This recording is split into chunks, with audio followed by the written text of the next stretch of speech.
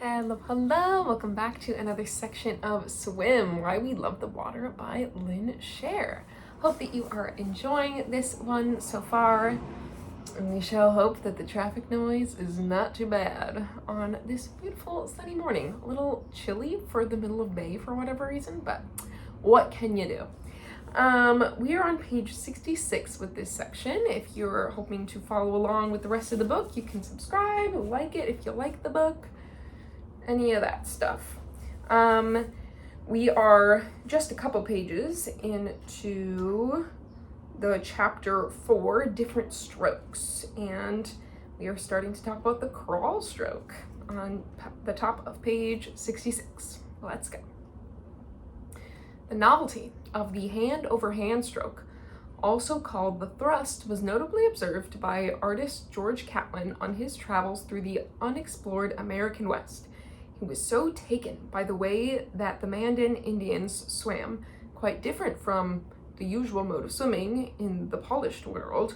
He faithfully described their stroke in the journals he published in London in 1844. The Indian, instead of parting his hands simultaneously under the chin and making the stroke outward in a horizontal direction, causing thereby a serious strain upon the chest, throws his body alternately upon the left and the right side, raising one arm entirely above the water and reaching as far forward as he can to dip it, whilst his whole weight and force are spent upon the one that is passing under him, and like a paddle propelling him along, whilst this arm is making a half circle and is being raised out of the water behind him. The opposite arm is describing a smaller arch in the air over his head, to be dipped in the water as far as he can reach before him, with the hand turned under, forming a sort of bucket to act most effectively as it passes in its turn underneath him. That enticing description likely sparked the British Swimming Society's invitation to a group of Ojibwa Indians later that year.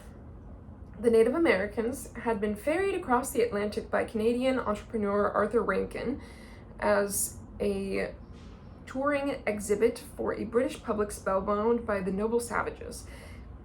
That was in quotations, because that's not PC, you know.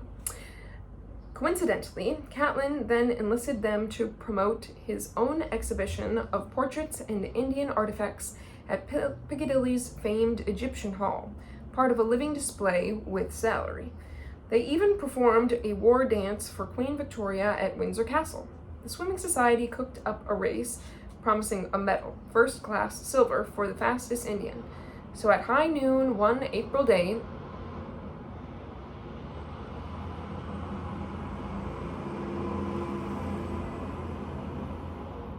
in 1844, a party of Ojibwa in full regalia and on horseback arrived by what must have been an unusually large omnibus to an eager crowd at the High Holborn Baths. With the water temperature cranked up to 85 degrees at the request of the Indians' medical advisor, the competitors Wenishkawebi, or Flying Gull, and Sama, or Tobacco, removed their costumes, lined up, and dived in. The only surviving report of the performance does not specify how far they stripped down, but since the Indian women who had accompanied them were immediately relegated to another room, it's likely that the visitors swam unclothed. At a signal, they were off, completing 130 feet, almost an Olympic length, in less than 30 seconds. Flying Gull won by more than a body length. They repeated the race back to the start, and Flying Gull again edged out Tobacco. Today, that pace wouldn't even qualify for bronze. It's about 10 seconds slower than the world record. And later the Indians were handily defeated by English breaststroking champion Harold Kenworthy. But what wowed the witnesses and the unnamed sports reporter for the London Times was not so much their speed as their technique. Their style of swimming is totally un-European, he wrote. They lash the water violently with their arms, like the sails of a windmill, and beat downwards with their feet, blowing with force and forming grotesque antics. It was nothing like the breaststroke. Curiously, the unusual new practice died in the waters of High Holborn, at least temporarily. After a celebratory toast with wine and biscuits, the Ojibwas returned to their jobs at Catlin's Gallery. Flying Gull's silver medal was promised within the week, but the image of his flying arms was indelible. Almost 30 years later, a 21-year-old Englishman named John Trudgeon, occasionally spelled Trudgeon with a E-O-N, won a race that dazzled eyewitnesses and revived old memories. He swam with both arms entirely out of the water, an action peculiar to Indians, announced the editor of the swimming record in 1873. Both arms are thrown partly sideways, but very slovenly, and the head kept completely above water. Trudgeon said he'd learned the stroke from native tribes in Argentina, but unlike his Ojibwa predecessors, his time was very fast, so fast that he degenerated Londoners to the level of mediocrity, so fast that John Trudgeon's name was attached to the hot new stroke.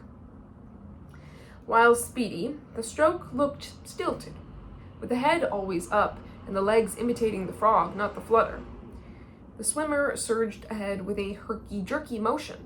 The body is lifted at each stroke, noted one observer, and at each swing of the arms seemed to be hurled forward, a considerable swirl of the water occurring as each movement is finished. Like Tiktaalik, the trudgeon was a stroke in transition, evolving from the sea of the breaststroke to a new world of accomplishment. Gradually, it morphed into a narrower, more streamlined version, with the head almost fully immersed and the legs more scissors than frogs as the body rolled to the side. It was, to some, the king of all strokes, the fastest of all those which there is any fun in swimming. It is the one stroke which gives the highest speed with the least exertion. It is the one stroke which is suited equally for speed and distance, for racing and pleasure, for the swimming tank and the open sea. But it wasn't soup yet. There are conflicting accounts about the next enhancement. Either in 1902, 15-year-old Dick Cavell, an Australian member of a prominent swimming family, sped to victory in a 100-yard race combining the top half of the trudgeon, that is, the alternating overarm movements, with a new leg motion. One look at the elaborate description confirms how new. The legs were kicked down from the knee to the toe on the surface by the feet being alternately raised out of the water, and without the body being turned from side to side. We call it the flutter kick. Cavell claimed that he'd seen it on a racer who'd learned it from the natives in the Solomon Islands. As for the stroke itself, the swimmer appears to be crawling over the water instead of being in it. Or, when Alec Wickham, the racer who'd learned it in the Solomons, used it in a race, a Sydney coach said, "Look at that kid crawling." Or, when Cavell did it, opponents said he was crawling all over me.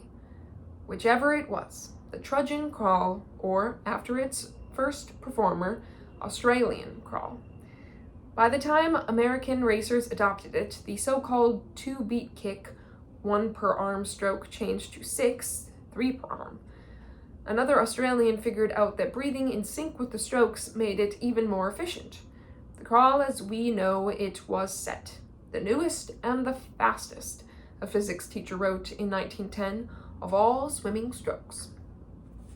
It would continue to be streamlined and confusing. I was taught the trudgeon crawl with both a flutter kick and a scissors kick, alternating with each arm. This is not an exact science. Even the reliable breaststroke was rearranged, yet again, when someone wanted to get to the wall more quickly. Several different swimmers in the 1930s are credited with abandoning the underwater sweep of the arms to bring them up and out of the water, then combining that motion with an undulating kick, the butterfly. Such a delicate-sounding name for such a pain-producing stroke, though one of the most splendid to watch when it's done well. It took another few decades for the swimming world to accept the new leg stroke, the maddeningly difficult movement that is named for the affable dolphin. The fly, as it's known, is the ultimate test of flexibility and core strength, the toughest stroke to execute well.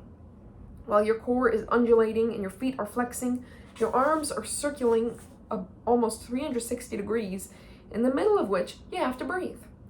It is beyond irony that nature's butterfly cannot swim. We've got a little aside page on 70 of the breaststroke. Swimming strokes are like clothes, observed one instructor. One does not get on comfortably with only one suit. Comedian and writer Lori Kilmartin, a former competitive breaststroker, describes the styles in her own swimming wardrobe. Freestyle. Truly a dull and unimaginative stroke. Left arm, left kick, right kick. What kind of person finds intellectual stimulation in this sort of repetition? Clomp, clomp, clomp. Freestyle is an elephant stroke. All apologies to elephants. It is a stroke for people who stop at yellow lights and excel at algebra. Freestylers prefer Windows to Macintosh, Kenny G to Miles Davis, and day to night. Backstroke. Do you not realize that you were upside down? Butterfly. Good Lord, when will this most violent of strokes be committed to an insane asylum? The loud uncle of swimming. Butterfly boorishly hogs the remote control, making all the other strokes watch football on Thanksgiving Day. Grow up. You are making a scene. Breaststroke. Breaststroke is all that is noble and good in this cruel world. Many deities enjoy the solitude of this most subtle of strokes. Breaststroke has refined tastes. It reads the New Yorker and paints abstracts with oil. Breaststroke, we suspect, enjoys a martini now and again. Contrast this with the alcoholic butterfly which pounds Budweisers from cans, shoplifted from 7-Eleven. It soothes the inner beast and acts as a gentle tonic on a troubled heart. Breaststroke, you see, is in harmony with the universe. Its pull and kick chase one another in playful symmetry. And if that weren't enough, breaststroke also boasts the crown jewel of competitive swimming, the pull down, holy moment of shrouded, watery silence. Breaststrokers go to chapel during the pull down, often giving thanks that they are not backstrokers, and break to the surface only when their brave lungs are nearly burst. Breaststroke is yin and yang, rum and coke. Join us.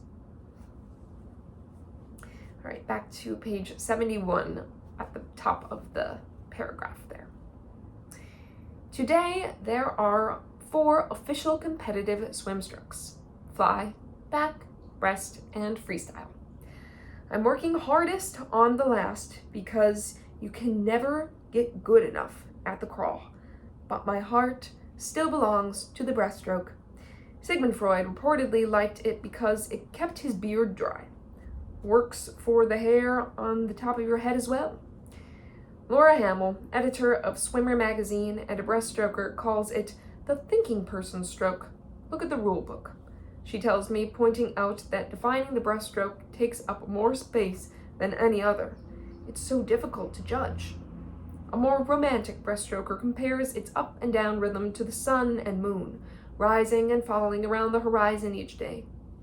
A poet sees the coming together of the hands as prayer. You can see when you breaststroke, you can breathe, you can think when you glide. I'm just saying. Lynn, get your legs up. Lynn, use your core. Lynn, use your triceps, not your forearm. That's just some of what I've been told since I tried to ratchet up my freestyle to a new level, a proficiency that could, among other things, get me across the Hellespont. Truth is, I'd always thought of myself as a perfectly elegant mermaid, slipping through the ripples or waves of any blue box or ocean I happened to inhabit.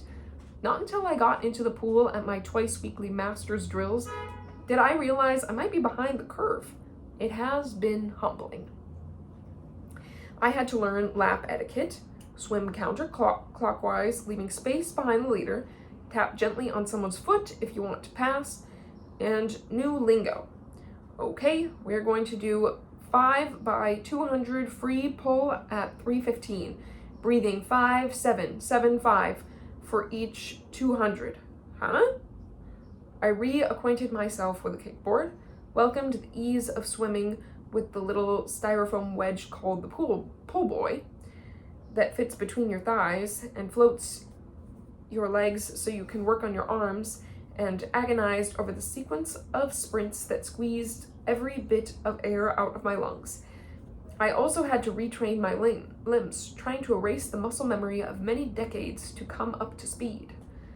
The experts call it a feel for the water, the heightened focus that makes gifted swimmers aware of every ripple across each of those itty-bitty muscles that you don't use for anything else in your life, explains champion Olympic backstroker Natalie Coughlin. You have to know what your belly is doing while also knowing what your shins and your feet and your arms are doing. It's a mental exercise, she tells me, knowing the sensation of the water. And if you don't do it all the time, you start to lose it. Especially when the rules have changed. For example, when I was taught the crawl as a toddler, you swam flat as a flounder. And if you asked the instructor to demonstrate on dry land, he or she would stand still and move only the arms. Right, left, right.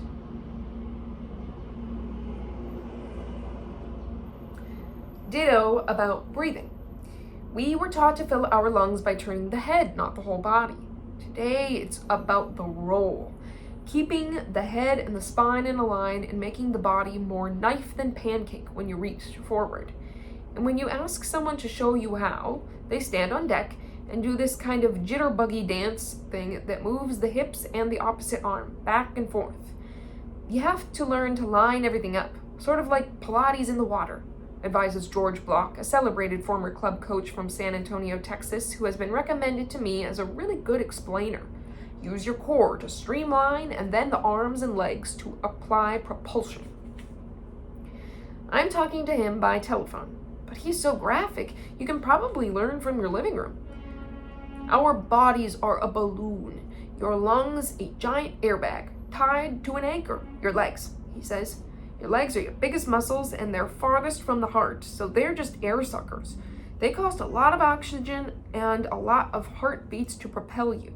You need muscle strength, but it's more neurological than physiological, because you have to learn to recruit the right muscles.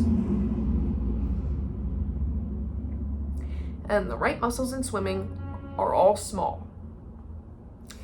It's a real pulsating sport. Everything is slow, fast, whatever movement you're making. In freestyle, first you have to flex your wrist. Your fingers go down, your palms start to face back, and then your elbow rotates. You get your whole forearm facing back, trying to create this big paddle up front. And you want that to be relatively slow. Can you feel the water? Can you get a hold of it as it wraps around your forearm? And then you want to kick in your big muscles of your lats and your triceps and boom, shoot it back as fast and as far as you can. So the whole stroke accelerates from slow at the beginning to fast at the end. And the legs are pretty constant, almost like a metronome going against an upper body movement that's going from slow to fast. So it's almost like having a percussion section or a string section doing one thing where your wind instruments are playing something different. I'm reminded of what another coach told me as I practiced in the pool. You have to learn to walk and chew gum at the same time. George Block agrees. Yes, and it's really confusing to tell kids to do it and then to relax while doing it and to keep their elbows up underwater. It's about weight shifts, subtle movement, making the water work for you. And it's a lot to take in, but it makes sense when you get it right. As I find myself doing roughly once an hour, I worried that swimming would become work, not fun. That the pleasure of being in the water would turn into drudgery, not a chance. Too much to learn. Dr. Jane Katz, the New York expert, gives me more specific tips when she kindly agrees to swim with me one morning. Extend my arm further forward on each stroke, she says. Roll slightly to the non-breathing side, head down in the water, to keep from being flat to slice through the water better. Kick my legs only twice on each stroke to keep from getting breathless. Rely on my arms. Yes, it will tire you out as you learn, she acknowledges, nimbly hoisting herself out of the pool after my lesson. But do it gradually. Half a lap, then a whole lap, then as you just swim along, it will come. She's right. I feel more agile and am swimming better. This is how many swimmers learn and improve, focusing on different limbs and muscles, then knitting them together over time. Terry Laughlin uses a different system, one that's helped a lot of adults get into the water for the first time. It's called total immersion, and it emphasizes balance, not body parts. It's not about an arms department and a legs department, he tells me. It's about whole body streamlining. Learn how your whole body naturally behaves in the water. Laughlin, whose everyman shape at 60 belies a sleek crawl, demonstrates his technique when I drive up to visit him in New Paltz, New York, a quiet community in the Hudson River Valley, nearly 2 hours north of Manhattan. The warmth of his basement pool is a welcome respite from the snow on the wintry ground. It's an endless pool, one of those bigger than a bathtub tanks with a controllable current that streams by at a soothing 89 degrees. Pay attention to the water flowing cleanly around you, Laughlin says, sliding in for the lessons. Here is a picture on the top of page 75. How to swim, like a magazine or book.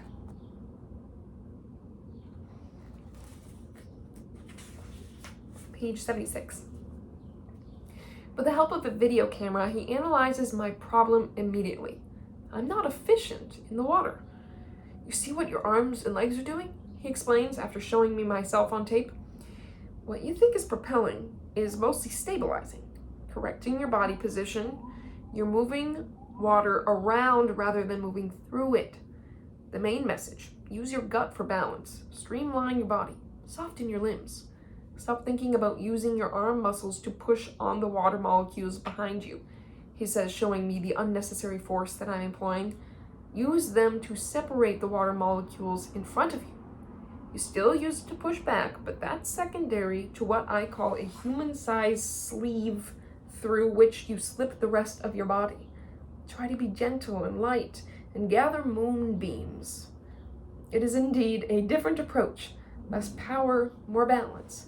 I understand why Terry Laughlin is the talk of the internet, with followers from around the globe. The day I'm there, a middle-aged Canadian who looks more like a wrestler than a swimmer has flown from his home just below the Arctic Circle to Montreal, and then driven 4 hours for his lesson to keep up with his young son. Terry helped me to feel the water, he tells me, the way I felt the air as a kid when I put my hand out the window of a moving car. I practice each move 50 times when I'm done. Many months later, when the snow has melted and the summer sun allows long plunges into the water, I emerge from a mile workout through the bay off New York's Long Island to find myself chatting with a fellow from Ohio who has admired my stroke. I'm a relatively new swimmer, he says, trying to do the same. I've read this book called Total Immersion, and I've been getting the lessons online. When I tell him I know Terry Laughlin, his eyes widen as if I mentioned a rock star. Not everyone is a TI fan. Some racing coaches question his downgrading of power, his dismissal of proven techniques. He calls pull buoys and kickboards and flippers contaminants because they teach separation rather than integration of body parts. Laughlin himself regrets some of what he published in his first book and has prepared a revised edition. But his principles seem practical, similar to everything else I've learned, just packaged slightly differently. I find myself incorporating much of it into my master's drills. In fact, all the advice I've gotten is helpful. Now I just need to apply it, to sort through all the things I've learned and figure out which ones work for me. There's no one way to swim, says Russell Mark, a scientist and performance expert with USA Swimming. A lot of it depends on body type, range of motion, flexibility, strength, the length of your arms and legs. A lot of our best swimmers are just so natural in the water they make it look so easy. And a lot of recreational swimmers have to work to stay on top of the water. With beginners, I want to say, hey, just relax. You don't have to fight the water. It's partly the art of surrender, following your senses rather than your brain. Some also call it being the stroke, being the pool or the ocean. It is, they say, the zen of swimming. It's where the very best swimmers live, both physically and emotionally. When I ask Michael Phelps if being in the water is a good feeling, he answers without hesitation. It's my home. Been that way for 20 years. Michael is 26 at the time of this book. That's the end of chapter 4. Got a little sip. All right, we're on chapter 5, the fast lane. I'll show you a picture. I believe that is the start of the race. How exciting. All right, the fast lane. Where are the red balloons? Where is my engine? For more than 40 minutes in between strokes, I've been looking for both 3 giant blobs tied to a boat that's supposed to be my turning point. When you reach that spot, it's almost halfway, I've been briefed. You'll have completed the hardest section, and at that point, the surf will assist you. You'll swim as if you have an engine. The advice is stern, an accent endearing. Ahmet Selik, our Turkish coordinator, pronounced it engine, creating a mantra that loops endlessly through my brain. Where's my engine? Officially, I'm in a race, swimming against 431 competitors trying to beat me to Asia. It's a friendly competition. Just under half are foreigners like me, mostly Britons and Australians, some Russians, and a handful of Americans, and a dozen plus dashing Dutchmen, responsible dads with busy jobs and big mortgages, who are swimming as a team to raise money for charity. The rest are Turks, literally young Turks with taut young bodies and irrepressible energy. Almost all are younger and faster than me, with records to match. Kate Bischoff, a 34-year-old Australian molecular biologist with the wiry frame of a teen, tells me she's just completed a 20-kilometer, 12-mile race in the ocean off Perth. Bernie Stone, a 52-year-old insurance project manager from Kent, England, likes to swim the major gaps between continents. Last year he did the Gibraltar Straits, 18 kilometers or nearly 11 miles, and is practicing with an ice vest to swim from Diomede Island in Alaska to Russia. Lynn Tetley, a rosy-cheeked 52-year-old from Yorkshire, came because her daughter wanted a companion. Lynn is diabetic and took up long-distance swimming when doctors told her she couldn't. She swam the English Channel 25 years ago, just to show that when they say I can't do it, I bloody well can, she says, but I'm not in shape anymore.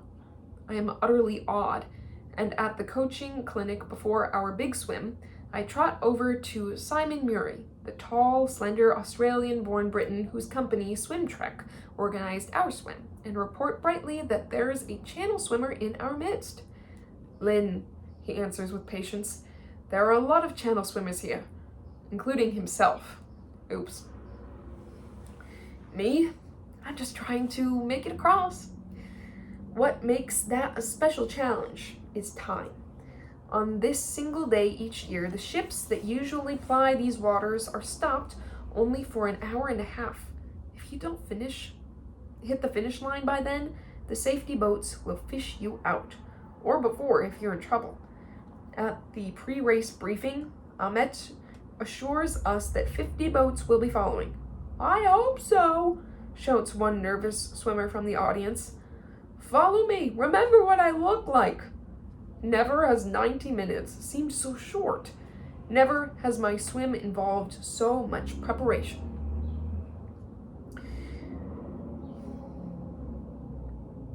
Before the event, early this morning, we were registered, examined, heart, blood pressure, numbered, I'm 327, tagged with an electronic chip braceleted around the ankle, and capped with a special swim bonnet provided by the local Rotary Club, orange for foreigners, yellow for Turks, then transported across the strait by ferry boat at noon. The starting line is a pebbly beach where the water, a blissful 77 degrees, laps gently at our toes. Thank you, Poseidon. Last year's conditions were so foul, 2/3 of the swimmers didn't make it, and we've nervously watched blustery winds create 3 tense days of bumpy seas. Not today. The sea is so inviting. I think of Rupert Brooke, the English idealist, who never made it to Gallipoli, but wrote of swimmers into plainness leaping. I'm hoping we'll get the same. The mood under the brilliant sun and paint box sky is cheerful but edgy. A scrum of near-naked humans who have come together for 3 days of mutual passion but no idea what they're about to encounter. With our head-hugging caps, sorry bonnets, skin-clinging suits, and bug-eyed goggles, we look like a colony of aliens about to greet the Earthlings. I edge away from the crowd to find my own space. Swim your own swim, I've been told. Relax, have fun. The orange flag lifts, and I take a deep breath. The gun goes off. The race is on. 6 supple needles weave orderly paths through an azure bloom. 50 meters one way, 50 back, across and back, across and back, a steady chain of flawless strokes from long, strong bodies. They are human submarines, missiles with manners, so in sync with the water in the outdoor pool they barely ripple the surface. It's mesmerizing. The men and women of the Netherlands national swim team, 2 Olympic golds, 1 bronze already tucked away, are working out in Curaçao, a Caribbean reprieve from the raw snow and indoor haze of an Amsterdam winter. They're here to practice in the sun. I'm here, coincidentally, to improve my own, it hardly seems like the same sports skills. The contrast, even on this blissful afternoon beneath a matching blue sky with the rolling sea snuggling up under the deck, is sobering. As the Dutch journalist traveling with them informs me unapologetically, this, nodding at his colleagues, is swimming. Yep. I have come to this arid island near the coast of Venezuela for swim training camp. A week of drills and distance training, another step in my plan to correct my stroke and crank up my pace. I am the rookie of the group, and not just because it's my first trip. Many of the other 24 participants are triathletes, which means that they will, after an arduous hour and a half of sprints and sets at 7 a.m., duck into a phone booth to reveal their Superman suits and then run and or bike up to 30-some miles in the withering heat. All this while I'm back in my room reading the newspaper. When they return for the 4 p.m. ocean swim, they can still fly past me. Our chance encounter with the Dutch swimmers is an added bonus, a rare opportunity to watch excellence in action from poolside, not the TV screen. All right. I just want to give you these pictures before the next section after the page break. We've got Michael Phelps in his Speedo LZR suit in 2008, as well as Ryan Lochte ready for London 2012. Maybe we'll be talking about different suits. All right, page break on page 82. The elite of any athletic discipline are exceptional, with their laser focus and purposed physiques. They are, in a word, different from you and me. Champion swimmers are especially distinctive. Wide shoulders, thinner waist. Some people have thicker thighs, the American Olympian Colin Jones has told me, perfectly describing his own inverted V shape as well. But they're very defined. We're very, very defined. You should have a 6-pack for sure. A cut-out core where you can count every muscle. Pecs, abs, obliques for openers. Bulging lats that strain the straps of even the trimmest women. Thick traps that broaden the back. At the 2010 Golden Goggles Awards, professional swimming's version of the Oscars, Three-time Olympic gold medalist Nancy Hogshead, still shapely in a floor-length scoop-neck burgundy gown, looked out at the buff assembly of former and current athletes and said she loved the event because I can come up here and my arms are average. As she flexed her right bicep, the audience roared its approval. Height helps too. Jones stands 6'5". Sun Yang, the Chinese teen who owns the world record for the 400-meter free, is just under 6'6". American teenage sensation Missy Franklin is 6'1". Six-medal Olympian Ryan Lochte, 6'2", and then there's wingspan. Michael Phelps's arms reach out to 6'7", 3 inches wider than he's tall. Others beat their height by 6 inches. Swimmers' long limbs tend to land in oversized hands and feet, flipper-sized appendages, Franklin-sized 13 shoes, that scoop up oceans of water. Their legs bow backwards, their gaits give away their strokes. Freestylers tend to be pigeon-toed, breaststrokers walk like ducks. They are flexible, very, very flexible. Phelps famously can bend his ankle so that it's almost flat in line with his leg, a perfect paddle. Olympian Dara Torres's toes look as if they function like fingers. Almost all are double-jointed where it counts, including the very cheerful and accommodating young Dutch woman completing her laps in the pool. Oh, sure, Ranomi Kromowidjodo says, giggling, amused at my request to see her elbow in action. She nonchalantly twists it forward, an unnatural angle that would pop a bone from my skeleton, but that helps her execute the freestyle that has made her a champion.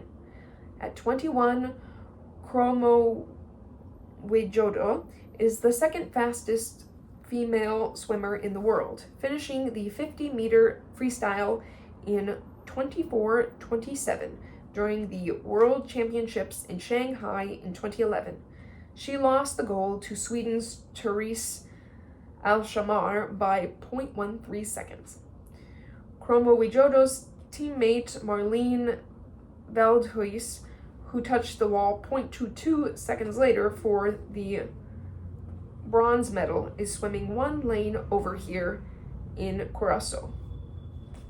Here's a picture of Ranomi Kromowidjodo, the Dutch Olympian. That is how you measure success in the swimming world, by slivers of time that are useless in, everything else. Michael Phelps won his jaw-dropping 8th gold in Beijing in 2008 by 0.1 second. It takes 3 times that long to blink. The fraction would be even more infinitesimal if the race clocks measured beyond 2 decimal points. In competition swimming, you don't round off the times the way you round off pennies at the grocery store.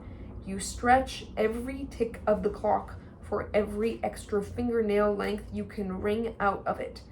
In Age is Just a Number, her book about her comeback at age 41, Dara Torres writes, "Swimmers know full well that every second has a beginning, a middle, and an end." On this gentle tropical afternoon with the setting sun and the rising moon equidistant from the earth and the infinity pool merging into the tiny cream puffs over the horizon, time is irrelevant. True, coach Jaco Verhaeren, an older but equally fit version of his talented charges, checks his stopwatch every lap or so, confirming the numbers he has already clocked in his head. But this part of the workout, their second 2-hour swim of the day, bracketing an hour of dryland weights, is more about form and strength and endurance. They exchange kickboards with pull boys to work on legs, then arms. They use snorkels to concentrate on balance without breathing. They grab bungee cords that are anchored on the deck to work their muscles even harder. Yes, it's tiring, Ranomi Chromowijodo tells me as she towels off and unleashes her long black hair from its cap, gulping a swig of sports drink between perfect white teeth. But I like to be in the water, to flow and just swim really slowly, easy. With my head submerged, it makes me feel like a fish. She recounts her addiction to the water, starting when she was just 3. I got a swimsuit and I thought, I can swim, she recalls laughing, so I jumped into the pool. My mom gasped and said, oh no, and then enrolled little Ranomi for her first swim lessons. By 15, she was a European junior champion. Now she spends 8 or 9 hours in the pool every day but Sunday, swimming some 45,000 meters, nearly 28 miles a week. I ask if she ever wakes up and does not want to work out. No, she says quickly, echoing what her coach has already told me. There is never a time I don't want to swim. I feel the water. I feel the power against my hands.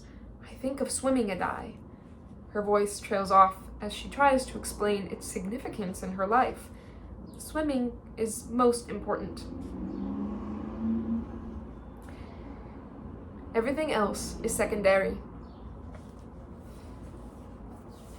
We've got a little story, I guess, on page 86, titled, It's About Time. Terry McKeever, head coach of the women's swim team at the University of California, Berkeley, is head coach of female swimmers for the 2012 Olympics. At 50, she is the first woman ever to hold the job. How does being a woman influence your coaching? I think good coaching is empowering your athlete, mentoring, not coercing. You see more partnershiping, you see more nurturing, but also get your ass in gear. What's the secret to swimming? It's not about overpowering your environment. The water isn't the same as the ground, where the harder you push on it, the more successful you'll be. I always tell the girls, if you get in a fight with the water, who wins? You have to find a way of working with it. Why do you take your athletes to body surf and paddle in the ocean? So they can understand the power of the water, to get an awareness that there's energy and a rhythm that that when you vary it, it hopefully makes you faster. Well, I think so, but don't tell anyone. You also take them to swim with dolphins, to observe penguins and whales. I think you can learn by just watching. With dolphins, I said, see if you can do what looks and feels like them. They have no bubbles coming off them. Try to mimic it. Tell me something you love about swimming.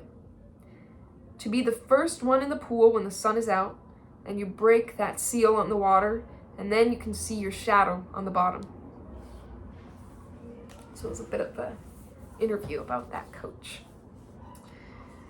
All right, the first paragraph start on page 87.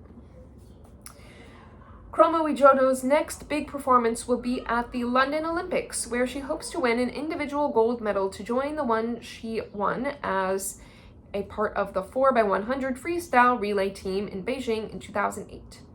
You always want to have more, she explains. Gold, it's human. Like most of the elite swimmers I meet, Ranomi Chromowijodo avoids the bone-jangling impact of non-aquatic exercise. Most don't run, don't play basketball or tennis. One reason is muscle types, long stretched fibers for the water that don't perform well on land. Another reason is floppy wrists and ankles. All that flexibility makes it hard to handle a racket or hit the track without risk of injury. Rowdy Gaines, the affable 3-time Olympic gold medalist who has broadened our understanding of swim races with his commentary for NBC, says he's awkward when he's not swimming. I was a clodhopper on land, he tells me. In high school, I tried out for 5 sports: football, basketball, baseball, tennis, golf. Didn't make any of the cuts. Look at the superstars, he adds, citing the TV program forcing athletes to compete outside their own specialty. Swimmers always finish dead last. I did. Today, Gaines still swims almost every day. I was born and raised in Florida, so I grew up with water all around me, he says. I learned to swim before I could walk. I loved the feeling of being in the water. Although swimming was not part of the original Olympics, it has been a mainstay of the modern games since they reappeared in Athens in 1896. During the mid-19th century, top British champions regularly solicited competitors with classified ads in the newspaper. They weren't adult play dates for money prizes accompanied by such heavy betting. It was rife, one source reported, of more importance than the swimming. That abolishing it was one of the first orders of business when an amateur swimming society was formed. Here is a picture, racing in the Thames, London, 1874. So that was before the modern Olympics. How fast is fast? In the past 3 decades in the race, usually considered that of the fastest swimmer in the world, 50-meter free, male elite swimmers have shaved almost 2 seconds off the record. Females, more than 2 seconds. In swimming, that's huge. Just for comparison, Mark Spitz swam the 100-meter fly in 47.9 for one of his 1972 gold medals.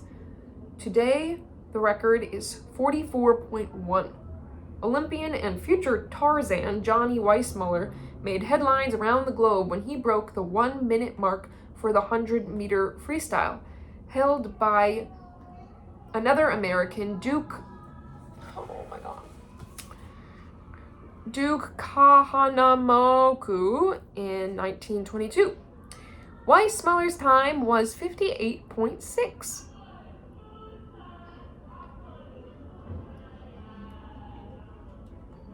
Today's world record is 46.91. I could go on. We've just got a page and a half. We can do it. Top of 89. And the swimmers will in their endless race to lower the times. It's so cool to be able to push my body as far as it can go, explains Nathan Adrian a week before his 23rd birthday. Already an Olympic gold medalist, he tells me that lifting more weights, doing more reps, is a rush of endorphins. That's why I do it. When I ask if his love of swimming is all about going faster, his handsome face widens into a huge grin. Yeah, obviously, what else would it be about? And why does he like going fast? Nathan, a pre-med graduate of the University of California, Berkeley, pauses playfully and says, I don't know, is that a Darwinian question? Then he goes on. It's just testing myself against the rest of the world. We all swim freestyle differently. Michael, Phelps, Ryan, Lochte, myself. It's testing my race strategy, my body, my prep, my physiology against theirs. And that's exciting. Look at little kids, they race all the time. We're just like big little kids with technology behind our backs. Indeed, strokes that evolved haphazardly in recent centuries have been honed by calculated research. And a modern world obsessed with fins on cars and rockets to the moon has inevitably applied the same aerodynamic inquiry to its human torpedoes. Indiana's councilman used early underwater films to analyze swimmers' movements, pointing out that stroke mechanics, not just brute force, could improve a swimmer's speed. Other inquiries helped lead to an explosion of tests and devices that have measured virtually every pore and tick of the body to shave milliseconds off one's time. Swimmers have been dropped into giant flumes or streams of current to test their stroke efficiency, and diodes mounted on their limbs have tracked the trajectory of their arms, their dives, and grips off the starting block, as well as the exact distance fingers should be spread to pull the most water, have all been measured and compared. The science behind the latter is called the boundary layer, which closes up the gaps the way a mesh fly swatter acts like a solid paddle. Optimally, your fingers should be exactly 6 millimeters apart. Unfortunately, that's so small it's very hard to maintain, so most swimmers I know keep their hands almost flat, fingers almost together, thumb apart. Never cup your hand. The emphasis on science has made today's swimmers fluent in the language of fluid dynamics. Many speak with authority about the forces of propulsion and lift and thrust, and about the enemy, drag, the friction that puts on the brakes. Racers will do anything to avoid drag. Shave, slither, and don sleek suits. Drag can be the difference between gold and silver. Drag can really be a drag. Learning about it has changed the way we stroke. And that will be the end of this section on page 90 with the page break. We've come to the middle of the book where there are some pictures, but I may save those for the end. So stay tuned for the next section with me. Apologies for the noise. I try my best, but this is New York City, so you get what you get. Anyway, swim. Thanks for joining me. See you next time. Bye.